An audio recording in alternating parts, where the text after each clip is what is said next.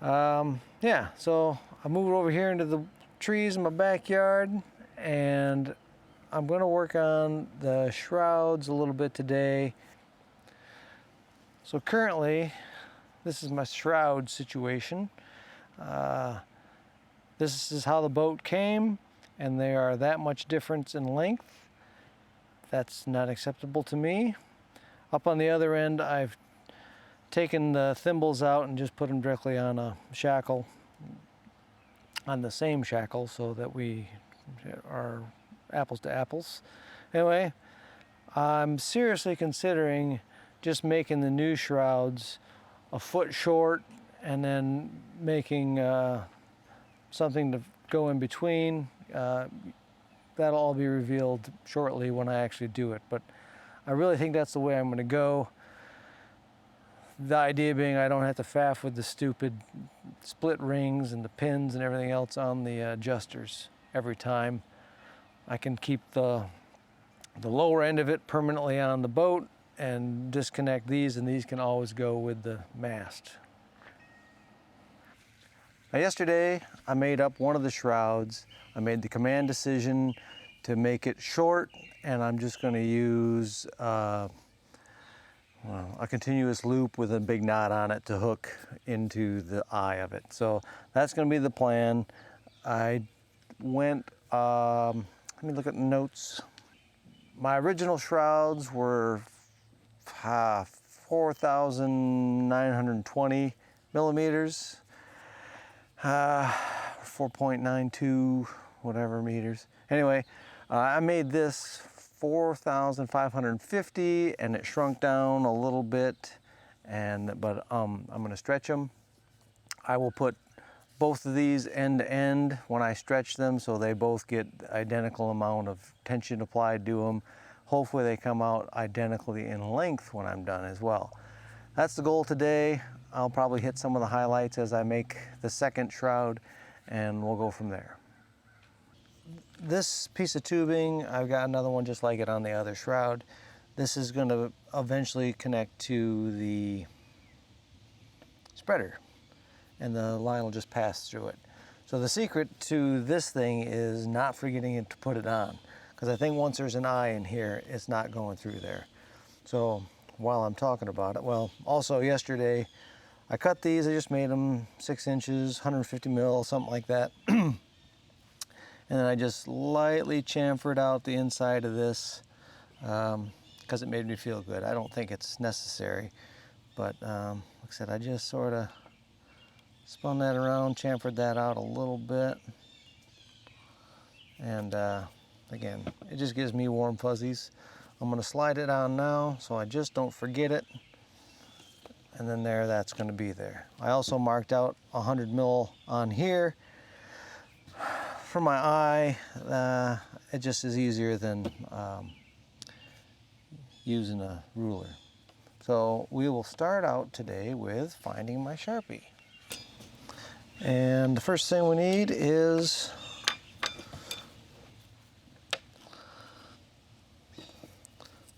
there's one fid.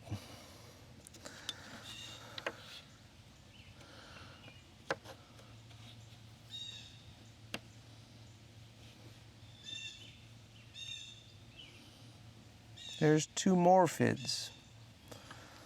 So this mark is where the beginning of the loop will be.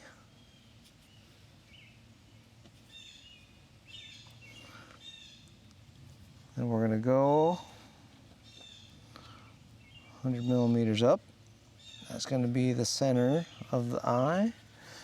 Go another 100 millimeters down.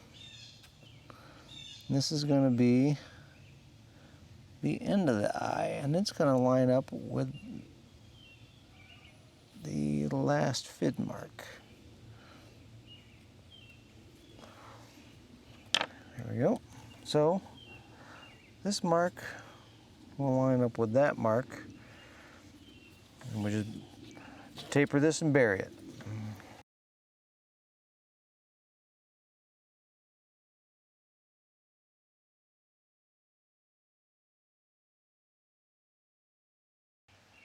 Looks like we got it. Once again, got the shackle going to my shroud, coming down. I don't know if you can hear that. The twang is a little dampened, but it's twangy. Unfortunately, this brand new rope's got some frays in it right here. That's not great. Here's my rubber hose. Soft shackle connecting the two. Stitches, looks like it hasn't broken yet. That's good news. Other one of these things. Shackle, and then the tree setup. I think I got up to 44 on the scale when I pulled it, and again, sort of calculated out, that's almost 2,000 pounds. So I'm pretty happy with that. I'm just letting it sort of settle in. It's not going to hurt it to sit here a second, and it's probably actually lessening as the nylon straps and everything else sort of stretch out. But we got there. It's stretched. I'll be able to take them off, and hopefully they are the same length. And because I know they got the same pressure applied to both of them. And we're going to call those good for the shrouds. Next is the loop at the bottom that'll be used to connect them to the boat. I believe I've achieved a reasonable degree of success here. We'll see if this ends up being in the shot. I'm going to turn this a little bit. 2 fingers through it. Damn it. That just fell off. But they are pretty samey. I'm pretty happy with that. Yeah, then the actual final dimension. Oh, I can't quite get that on there. Be right back.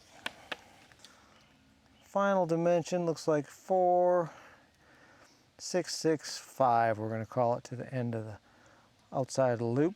So 4,665. Not bad. So last night I made the button knot. It's not really a shackle, it's just a loop with a button knot in it. But before I tensioned those up this morning, they're all made. I'm happy to say I can actually tie the damn knot from memory now.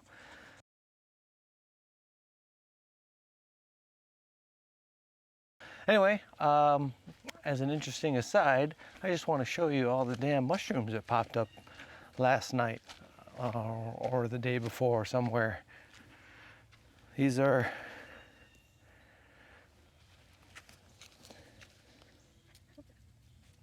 oopsie. They are, to my knowledge, not edible or anything like that, but my yard seems to blossom, if you will, in mushrooms every once in a while. Pretty cool. Anyway, we'll get to stretching these knots out. I used again, for the tensioning technique, I got it off of the How Not To video channel, and that guy seems to have some pretty legit advice. So I pre-buried my tails, which is the opposite of what like the L36 tells you to do, but they had good results on the How Not To channel. That's what I'm going to do. Let me grab one. So here are my loops and knots.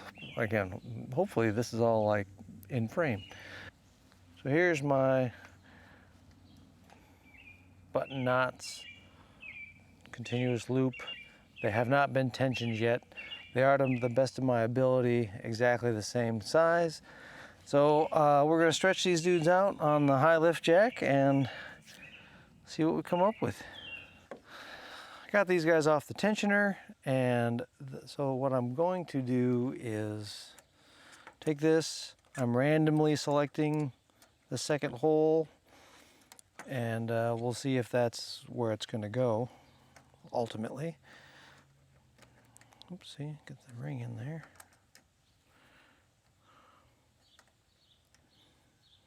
Doggone it. This is why I want to be able to leave the loops on on these shroud adjusters because I hate dealing with these split rings. So that's it. Let me adjust this. So that was the plan, is to make it like that. I can leave this on here. I can connect the upper shroud to the ball, and Bob's your uncle. That was the plan all along. We'll see how it works in theory, or in practice. In theory, it's an awesome idea. In practice, we'll see. I'm gonna try and do this with the camera in front of me, sort of reach through here. That's a little difficult. But anyway, this will be the idea. If this were a continuous loop and not a soft shackle, it would just be a loop. I'll have this permanently, quote unquote, permanently attached to the gunnels, and then this will come down from the mast.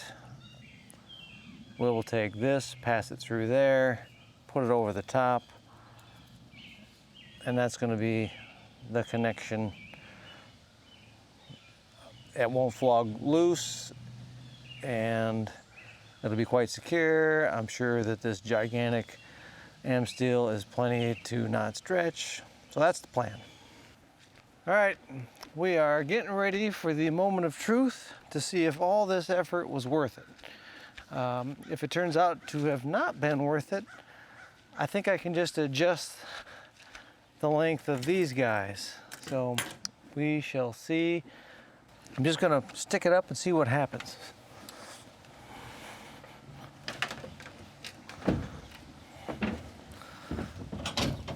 If I can make this line.